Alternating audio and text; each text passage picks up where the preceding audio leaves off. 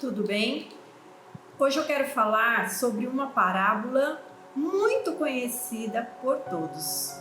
Eu acho que até mesmo para quem não tem o hábito de estudar a Bíblia, a parábola que fala sobre o filho pródigo.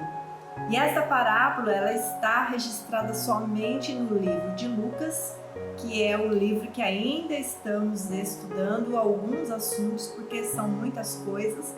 Então eu estou procurando estudar alguma coisa que não está nos outros evangelhos. Então, vamos falar um pouquinho, fazer uma análise desse livro, porque traz lições infinitas, lições práticas, lições para a nossa vida, lições para a gente olhar para as pessoas, lições para confiarmos no poder de Deus, nos propósitos de Deus, no agir de Deus e no tempo de Deus.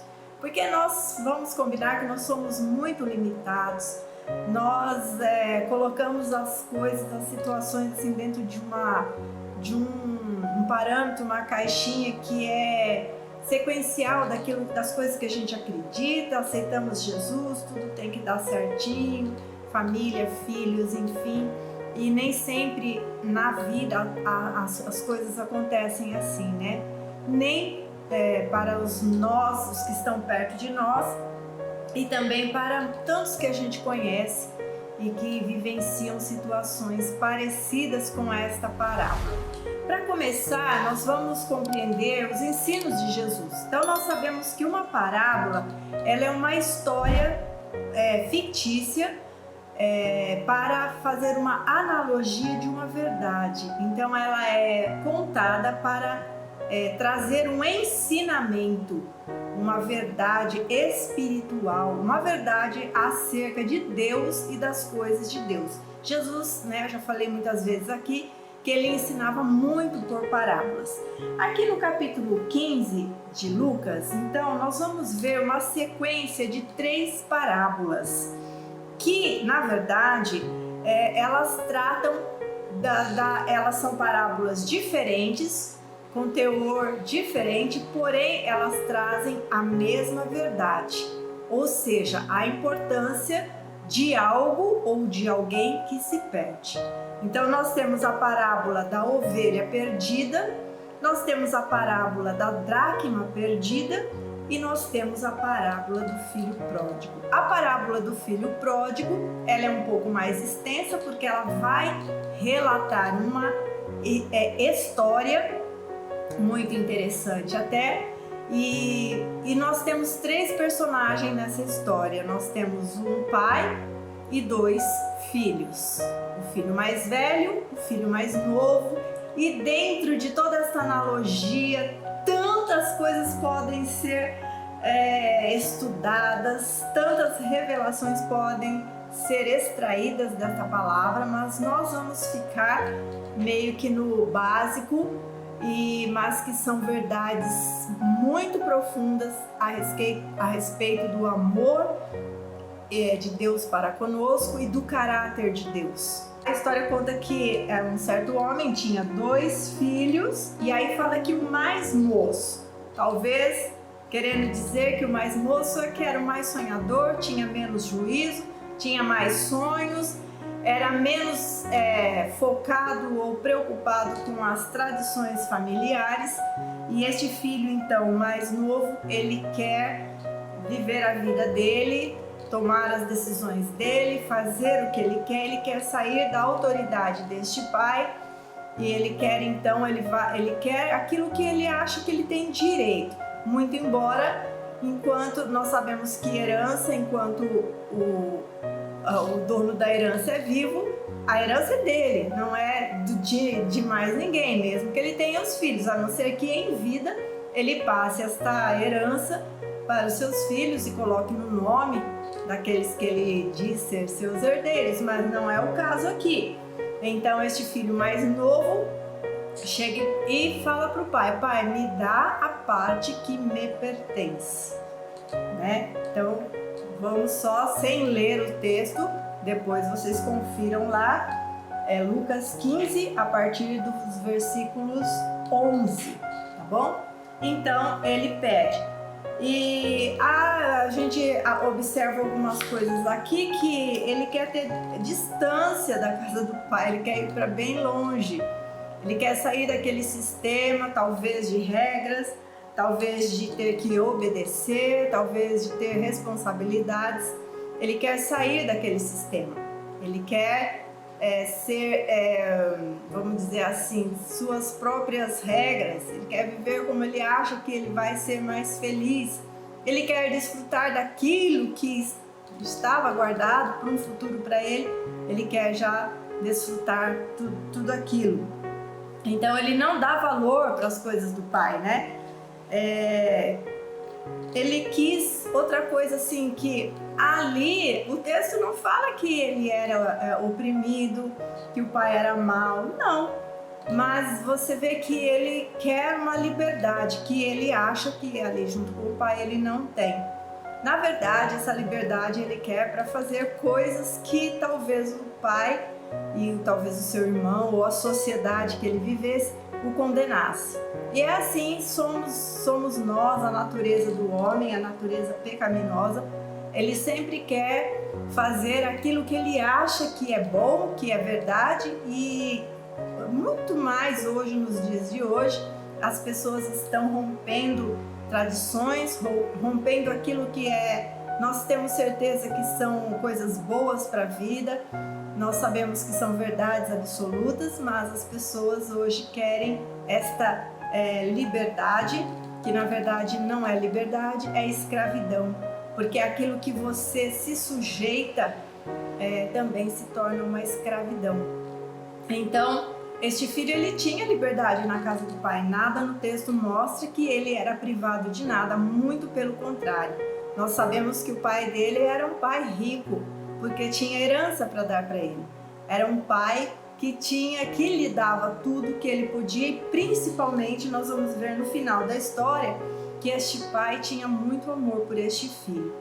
Tanto amor que ele tinha que ele não questionou, ele não bateu o pé, ele não ficou bravo, como eu, como mãe, muitas vezes poderia fazer isso, ou um pai ou uma mãe, e falar de jeito nenhum, você não vai, não vou dar nada, não tenho obrigação. Mas este pai, sabiamente eu acho, porque às vezes dar a corda, soltar a corda, vamos dizer assim, parece algo duro, parece algo assim, até incorreto. Muitas vezes a gente julga as pessoas por falar, você está dando muita trela para este filho, você está dando muita liberdade, você teria que ser mais duro, mais rígido, mas não é assim que Jesus está ensinando nesta parábola. E nós sabemos que esta parábola ela faz um paralelo entre o amor de Deus, que é nosso Pai, e nós, né? Eu, você, todos aqueles que têm ao Senhor Deus como Pai. Então, este Pai aqui, que não questionou, que não julgou, que não repreendeu em nenhum momento. Ele reflete o Deus soberano, o nosso Pai, porque Ele é um Deus que nos dá liberdade, um Deus que nos dá poder de decisões. Mas nós vemos na parábola que também este poder vai trazer para nós, esse poder de decisões, de fazer o que queremos, uma semeadura, vai trazer consequências. E às vezes, se essa semeadura não é correta, as consequências são tristes e trágicas. Então esta é mais uma das lições que a parábola fala e ensina. Então nós vemos um filho irresponsável, ingrato, imaturo, injusto. Então nós podemos nos comparar algumas atitudes em que nós queremos ser independentes de Deus, fazer as coisas por conta própria e achar que tudo vai dar certo e que os resultados vão ser 100%. E geralmente não é assim que acontece. Vamos continuar aqui. Lucas 5,32 fala assim: eu não vim chamar justos, mas pecadores ao arrependimento. Olha que lição, porque aqui nós vemos uma história de um filho que teve toda a liberdade, todos os direitos foi lhe dado, e ele colheu o preço das suas decisões, da sua rebeldia, da sua maldade até para com o pai que amava. E nós vemos aqui depois, lá nós vamos ver mais para frente, o arrependimento deste filho. Então, Deus é este pai que ele vai sempre estar confiando que vai haver em nossas vidas ou no coração dos seus filhos o arrependimento, porque Jesus, ele não veio chamar pessoas santas, que se consideram santos, puros, maravilhosos, maravilhados, poderosos, aqueles que não erram e não pecam, já está errando, já está pecando, já está mentindo, porque aí João fala, né, aquele que diz que não tem pecado, ele é mentiroso, que nunca pecou, ele é mentiroso, porque nós erramos em muitos momentos da nossa vida, hein? Muitos. E disse-lhe Jesus: convinha que se cumprisse tudo o que de mim está escrito. Assim está escrito, e assim convinha que o Cristo padecesse e ao terceiro dia ressuscitasse dos mortos, e em seu nome se pregasse arrependimento e a remissão dos pecados em todas as nações, começando por Jerusalém. Está em Lucas 24, 44 a 47 este texto. Veja que nós estamos falando sobre o arrependimento, tá? Não vos digo antes, se vos não arrependerdes, todos de igual modo perecereis. Também está em Lucas, no capítulo 13, versículo 3, tá bom? E então, nós vemos que assim, Deus nos dá o livre-arbítrio para tomarmos todas as decisões que quisermos. Se tomarmos com a direção, orientação, sabedoria de Deus, com certeza teremos sucesso, seremos bem-sucedidos, não tropeçaremos, teremos boa resposta. Se fizermos as coisas sem, contudo, buscar ao Senhor, buscar direção, buscar sabedoria, com rebeldia, com ingratidão, com maldade, né? Com imaturidade, com injustiça e tantas coisas que podem ser nomeadas nas atitudes, com certeza nós teremos as consequências. Porém, o Pai, Deus, sempre vai estar esperando de nós o arrependimento, porque foi para isso que Jesus veio. Foi para isso, para esperar o arrependimento dos nossos pecados. A vida eterna no reino de Deus, ela está à disposição somente então daqueles que se arrependem de seus pecados. Não há exceções, porque todos pecaram, todos. Ninguém é santo nem nasceu santo. Nós nos tornamos santos à medida que nos arrependemos, confessamos e deixamos Deus nos limpar, né? Então, todos pecaram e destituídos estão da glória de Deus. Romanos 3, 23. Aí nós vamos ver a segunda parte da história desse filho. Vocês conhecem, ele foi, gastou tudo que ele tinha com mulheres, com prazeres, e ele fez tudo o que ele quis. Tentou ser feliz, tentou realizar, não com a sabedoria, nem com ele, com certeza não lembrou de nenhum ensinamento, nenhuma instrução do seu pai, e ele quis viver aquela história, né, de vida, de liberdade, de ter dinheiro, de ter muitos amigos. Só que chegou um momento que o dinheiro acabou, porque o dinheiro que ele não é trabalhado, o dinheiro que não se trabalha, não se granjeia, que não se investe e só se gasta, ele acaba. São assim todas as coisas na nossa vida, e o dinheiro deste filho acabou.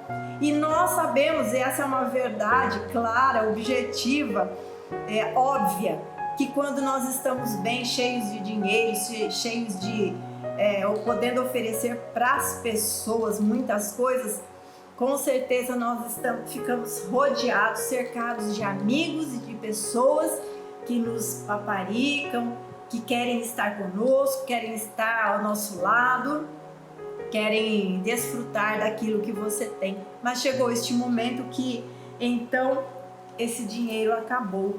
Acabou de uma forma que ele não tinha mais nem provisão para comer. Ele começou a passar fome.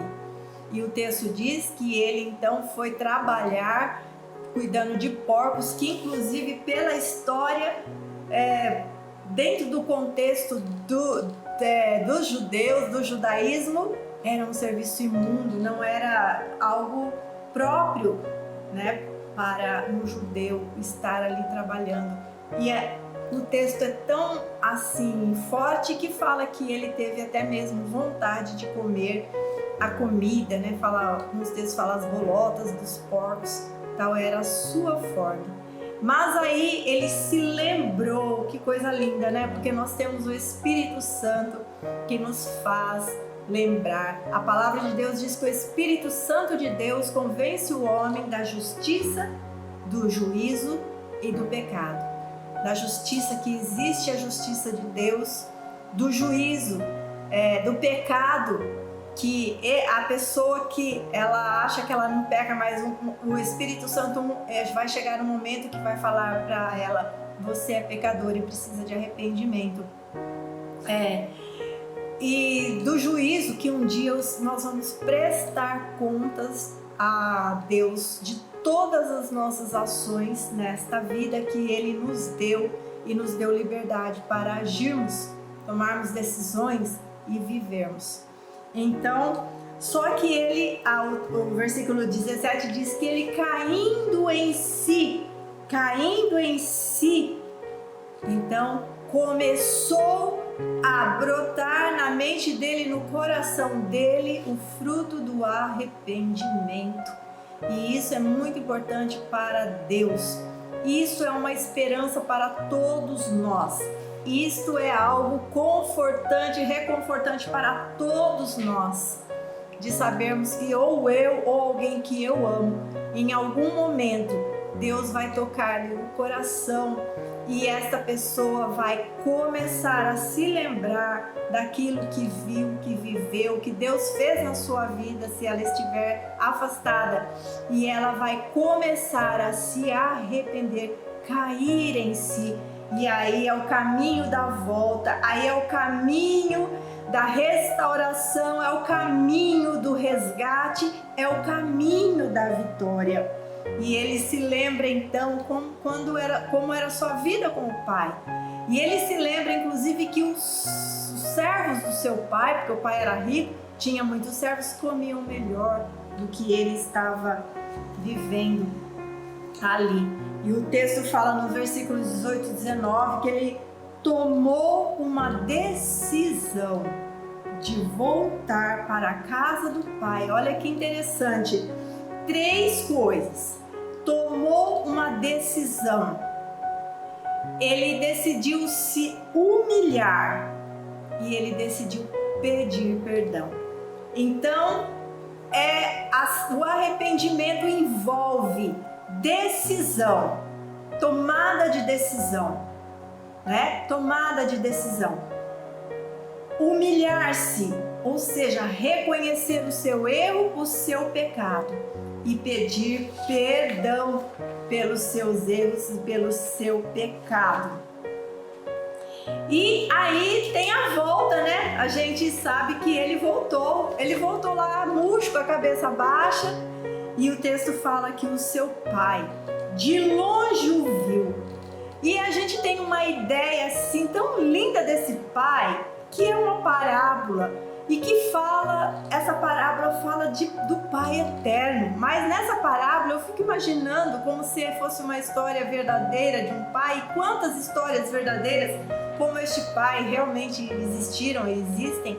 Quantos pais, quantas mães estão todos os dias esperando um filho, uma filha? Quantos pais, quantas mães não perdem a esperança, dobram seus joelhos pelos seus filhos e clamam a Deus e oram por eles e esperam o dia que esse filho vai retornar para sua casa ou para a casa do pai, enfim. E o texto fala que o pai de longe o avistou. Então eu vejo assim um pai que todos os dias ele se levanta e ele olha para o horizonte, para a estrada, para talvez a entrada da sua fazenda, pensando: será que é hoje que o meu filho vai voltar? Esse pai nunca deixou de esperar este filho. Este pai nunca desistiu que este filho deixasse de voltar para casa. Ele nunca desistiu. Ele sempre esteve ali, porque ele estava pronto. Quando o filho despontou, ele viu o filho. E este pai tão amoroso, que pode ser você, pode ser eu, e também é o amor do pai que está no céu. Ele mesmo, ele não sendo obrigado, porque o amor resgata, o amor perdoa, o amor liberta, o amor às vezes tem que soltar, né, como ele fez. Mas este pai, quando ele viu este filho, ele esqueceu de tudo. Ele esqueceu do que o filho fez, da ingratidão, da injustiça, do desrespeito, do desprezo que esse filho deu. Ele esqueceu, porque o amor dele era muito maior do que a maldade que esse filho fez para ele. E esse pai, então, mesmo sendo não tendo a obrigação de lhe dar mais nada, porque ele já tinha dado para esse filho tudo que era de direito e ele gastou, ele não tinha mais parte na herança. Mas este pai, o que ele fez? Ele restituiu tudo para esse filho. Ele fez festa para esse filho. Ele pôs um anel no dedo como honra a este filho. Ele pôs sandálias nos seus pés para dizer: ele não é servo, ele não é escravo, ele é filho, né?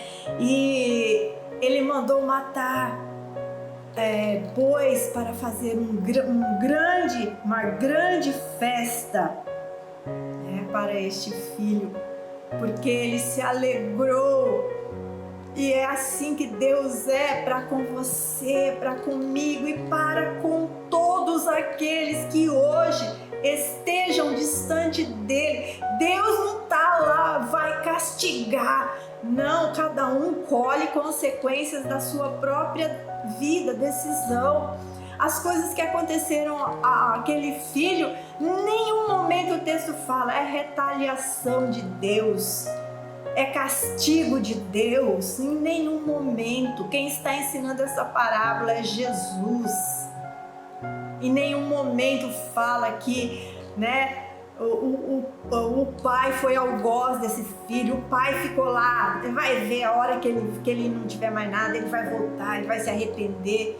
E aí ele vai ver, eu vou pôr o dedo na cara dele e vou falar: tá vendo? Não, não e não, porque não é assim. A Bíblia fala que Deus é um Deus misericordioso, longânimo. E a Bíblia fala que mesmo quando nós somos infiéis, Ele, porém, permanece fiel, porque Ele não pode negar-se a si mesmo, muito menos a sua palavra. E Ele já nos abençoou, em Cristo Jesus Ele já nos abençoou. Se somos filhos, jamais vamos deixar de ser filhos. Se somos filhos, nós não perdemos esta paternidade, ainda que estejamos, a não ser que eu fale. Se este filho perdesse a paternidade, ele não ia pegar a herança, ele ia falar: eu abro mão da herança, porque eu abro mão de ser seu filho. Aí é diferente. Mas quantos filhos estão aí e Deus só está esperando o momento de vir e abraçar cada um deles, né? Ele não cobrou o dinheiro que ele deu, não cobrou nada. Ele fez festa, né? E, enfim, Lucas 15:4 fala assim: qual dentre vós... E aí é a parábola que está antes aqui, né? Que tem a ver, todas as três, como eu falei, da ovelha perdida, da dracma e do filho pródigo. Da ovelha diz assim, 15:4 diz assim: qual dentre vós é o homem que, possuindo 100 ovelhas e perdendo uma delas, não deixa no deserto as 99 e sai em busca da que se perdeu até encontrá-la? Que coisa linda, né? Versículo 7 fala: digo-vos que assim haverá maior júbilo no céu por um pecador que se arrepende do que por 99 justos que não necessitam de arrependimento. Ou seja, esses que acham que não precisam de se arrepender, eles acham que já tem tudo. Será que nenhum de nós estamos nessa condição de não precisarmos nos arrepender de nada? Então nós temos que prestar atenção nas coisas de Deus. Muitas vezes nós falamos tantas coisas, condenamos os outros. Muitas vezes a gente vê o outro caindo lá na frente e fala: tá vendo? Olha só.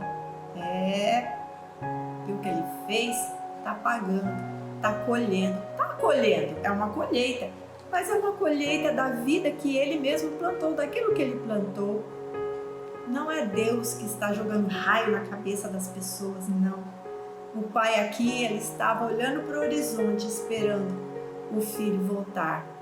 O pastor da ovelha, ele deixou as 99 que já estavam seguras no aprisco e saiu buscar a que estava perdida, exposta ao perigo. E a da dracma, né? Também, a mulher varreu a sua casa e ela deu valor para aquela moedinha. E tem cada uma dessas parábolas tem os seus ensinamentos, mas todas elas estão falando do valor, de algo que parece pequeno e não tem valor, mas o Senhor dá valor. E muitas vezes nós desprezamos. Nós temos que parar e prestar atenção nisso, né? Gente, eu queria falar mais coisas, porque tem a outra parte da história, que é a atitude do filho mais velho, que não recebeu bem esse irmão. E olha, tem ensinamento para nós, como povo de Deus, tem ensinamento para nós, para a igreja, para as pessoas que estão dentro do aprisco aqui, guardadinho, protegidinho, né? Pastando, comendo o pasto do Senhor. E chegou este irmão que veio carrapichado lá, veio sujo, faminto, arrependido, e muitas vezes a gente não quer que ele seja honrado. O pai deu toda a honra para ele, o filho mais novo ficou com raiva, ficou com inveja, com ciúme. E ele estava o tempo todo ali, ele tinha tudo. Aí ele cobra o pai e fala assim: o senhor nunca me deu nada, senhor. Esse filho te fez isso, o senhor dá festa, mata boi. Para mim o senhor nunca fez. Olha que ingratidão. Esse filho também foi ingrato. Ele estava ali no aprisco, mas ele também estava ingrato diante de Deus. Ele tinha tudo, ele estava desfrutando, ele tinha os bois, ele podia fazer a festa, ele podia matar, ele podia convidar seus amigos, ele estava na casa do pai, ele desfrutava de tudo que o pai tinha, ele tinha os servos à sua disposição, mas ele ficou com inveja, com ciúme, com rancor do seu próprio irmão quando se arrependeu e voltou. Ai, quanta lição que tem essa parábola, gente, para nós, para os nossos dias hoje. Mas eu vou parar. Já falei até muito nesse vídeo. Curta. Olha, mande para alguém essa mensagem. Eu te peço, em nome de Jesus, mande para alguém essa mensagem. Deus te abençoe. Obrigada por você estar aqui no canal. Eu oro pela sua vida. Deus abençoe.